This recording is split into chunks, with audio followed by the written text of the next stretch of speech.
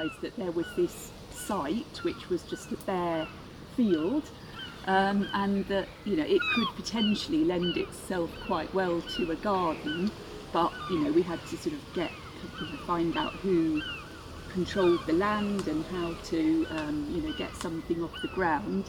And Nigel had his forest garden at Woodchurch and took us along there on a sort of fact-finding mission, and we went and heard about, is it permaculture?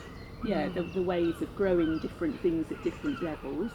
Amenity CIC was happy to let us have the land, and it went from there really. And also, I just on a personal note, we were also looking for a volunteering project for our son Giles, who was doing his Duke of Edinburgh's award, and he was involved a little bit in doing some of the start-up work. And although we didn't know if it would take off and it would become a sustainable thing, I think sometimes it's a leap of faith, and you don't know if you'll be in it for the long haul, but you hope that other people will come along after you and pick up the idea, pick up the baton and run with it, and that's what's happened. And it makes me very happy to see everybody here today and see how far the garden's come incrementally, with lots of different people getting involved, and what that's meant in terms of people who maybe feel isolated or not confident about joining in, and it's a lovely therapeutic environment for people to come to. Fantastic location, right in the middle of Rye really. Unfortunately I couldn't stay for the duration because my son came out of school and I had a lot of issues, and it took all my focus. So I feel like I wasn't really that much involved, although I was there at the beginning and I supported the project and came and dug a few holes and listened to the plans and things like that. I have to sort of say that these people did a lot more work than I did, but thank you very much for Jo, inviting me. you introduced us to the font that we used as the title to our newsletter. Oh, okay. I did open the Facebook page as well. I started the Facebook page. That was a lovely font, and Oh, good. It was used for as long as I issued the newsletter. So, yeah. Right, yeah. No, and it's just brilliant. It's just really nice that you've kept it up, and it's so fabulous today. Thank you. It had been the dumping site for when they built the school. So digging the holes for the trees was like mammoth, absolutely mammoth. But it was very satisfying, and Nigel and I had taken a day trip to, what's that tree nursery, all the fruit trees, up near Maidstone.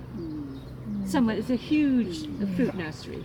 And they had an open day, and so we went and we sampled all sorts of apples and chose, we hoped, the trees that represented the area, so Sussex, Kent, the southeast. And my favourite was the one that was planted right at the front. It's now I see bearing fruit.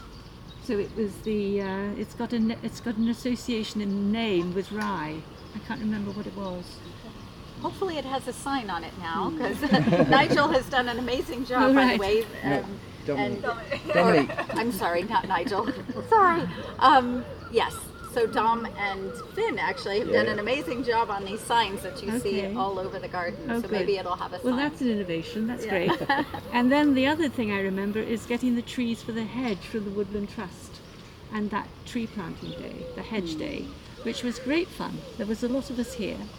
And it's just incremental improvements all the way through, and each one was a triumph of ingenuity, fundraising, just sheer doggedness really. But it's paid off. It's lovely, really. And this tree circle, when we planted it, they were this high, and we thought, oh my God, they'll never survive the rabbits, they'll never survive anything. And now look at it, it's lovely, really, really lovely space. And in fact, the person that we haven't mentioned, who we should mention, is Anna Pole, who was our Anna, paid coordinator for a year, 18 months or so. 2 years, and she had a background in the conservation volunteers, and You know, she knew how to organise sessions, bring people in, make it a regular thing, and we were so grateful to have her until her circumstances changed and she moved away. But she was the face of the garden for quite a long time. We were looking at the land north of where the railway is, and that used to belong to the railway workers who had an orchard there. So they would have It's still there. The trees are still there. So that's why it was of interest to us, because sometimes if you're standing on the platform and you look that way, you'll see all this fruit, you know, whether plums or pears or whatever. You think, why are they just overgrown?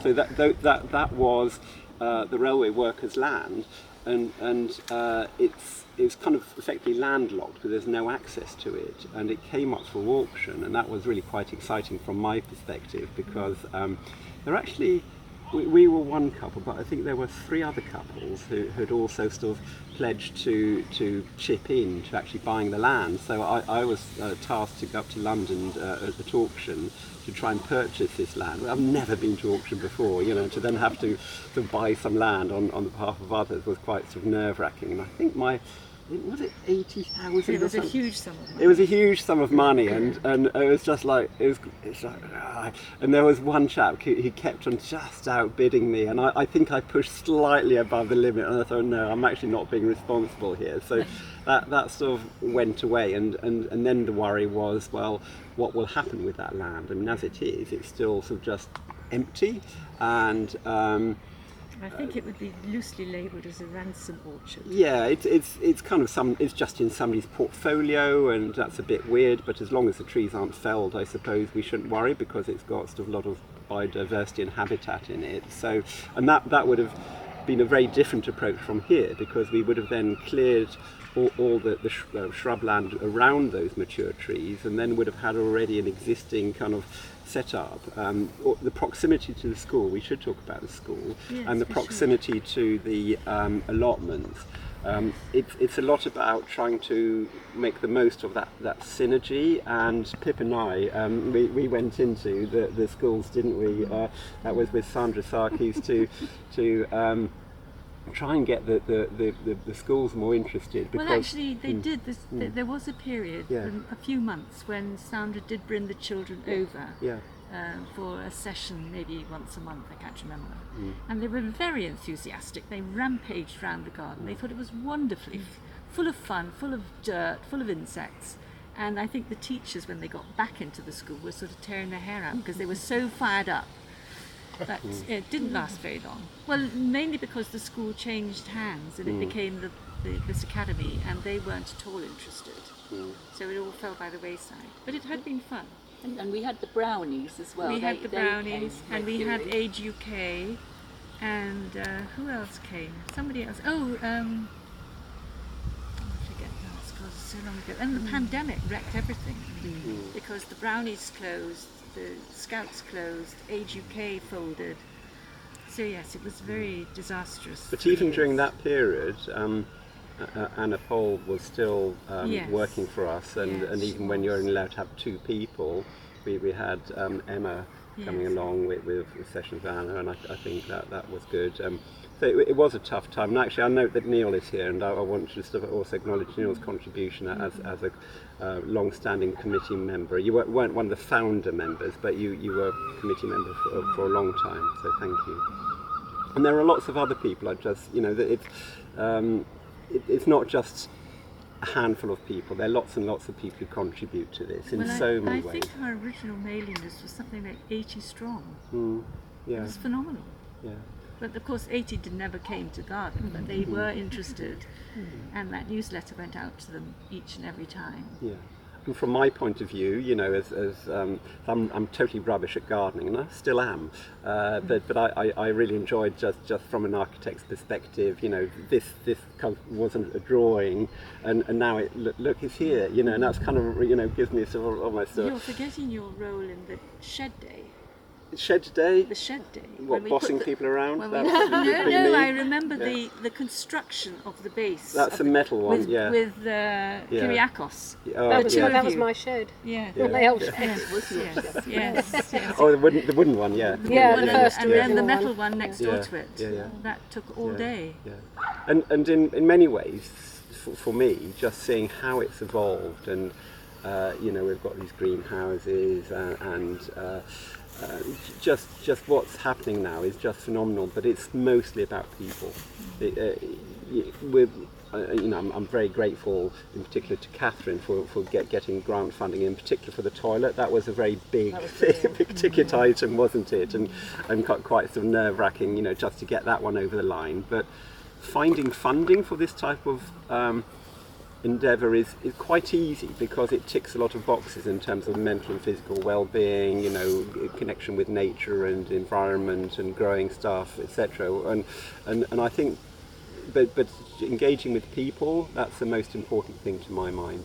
And I think we're not at full potential yet. This is the thing about the garden, is that it's still got so much more that it can do in future as well. But if somebody had said to me 10 years ago, look, this is where we're going to be, I wouldn't have believed you. So I'm really grateful to everybody who's made today happen.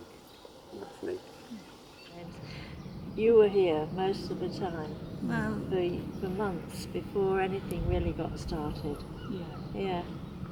And it was that area over there which was just scrub, wasn't it?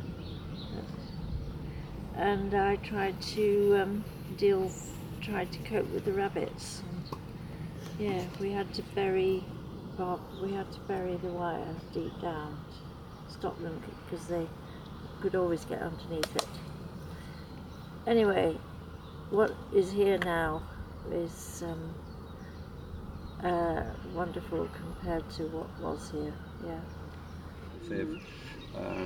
That there's no sort of master planner at all, that actually it's a collective decision, and so there's some very exciting things that will be happening hopefully within the year. One is a pizza bread oven, which is going to go there at the corner, and then the other one is a much larger covered area with a wood burner, because this space is used for people gathering together, who are not necessarily community gardeners, but they're just sort of wanting an outdoor community space to come together, and I think that's a really important aspect, where I'd like to see it better promoted like that anybody can use the garden, or that sort of thing. That's what it's there for, really.